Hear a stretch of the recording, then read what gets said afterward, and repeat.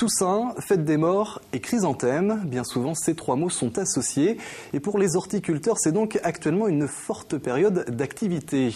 Aux établissements marchands, par exemple, on y produit quelques 50 000 plants. Et vous allez le voir, les chrysanthèmes évoluent en fonction des modes. Reportage au Langénusson, Anthony Jamin. Tu penses à prendre dans les plus belles là, au niveau des corteaux, hein? Il y a encore quelques jours, 8000 chrysanthèmes étaient cultivés sous cette serre et ce soir, il n'en restera plus un. Au total, les 50 000 chrysanthèmes produits entre juin et octobre se sont écoulés en seulement 15 jours. Et c'est comme ça chaque année.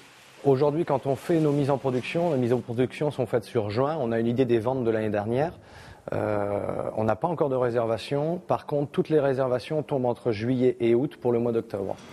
Une méthode qui permet à cet horticulteur de ne pas produire à perte. Et pour cause, ici, la production de chrysanthèmes représente 30 à 40% du chiffre d'affaires annuel. Alors pendant les 15 jours de vente, tout est vérifié de près. Chaque client doit être livré dans les temps.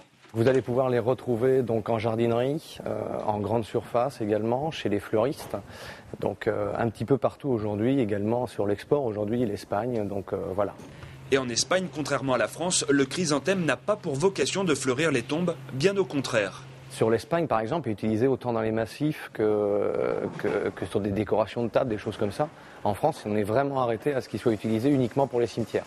Et voici le chrysanthème type, celui qui a longtemps fleuri les tombes chaque 1er novembre. Aujourd'hui, fini les grosses fleurs, la mode est aux couleurs multiples. Depuis quelques années, on est passé plus sur de la coupe multicouleur, comme ça en 5 couleurs ou en 3 couleurs, qui est beaucoup plus tendance. Et puis pour remplacer la grosse fleur, qui malheureusement est quand même en baisse au niveau des ventes, nous arrivons avec ce genre de produit.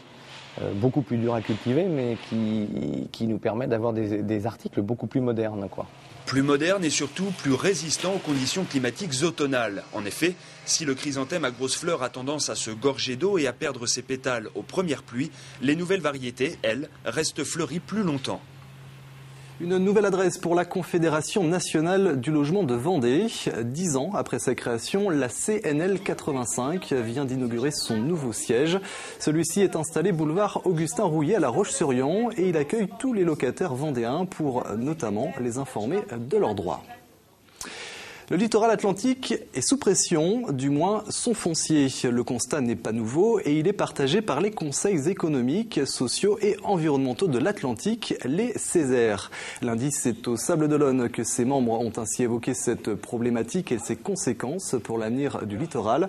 Un état des lieux, mais aussi des préconisations. Les CESER font 21 propositions, parmi lesquelles se doter de stratégies foncières à long terme ou encore se doter d'un SCOT, un schéma de cohérence territoriale.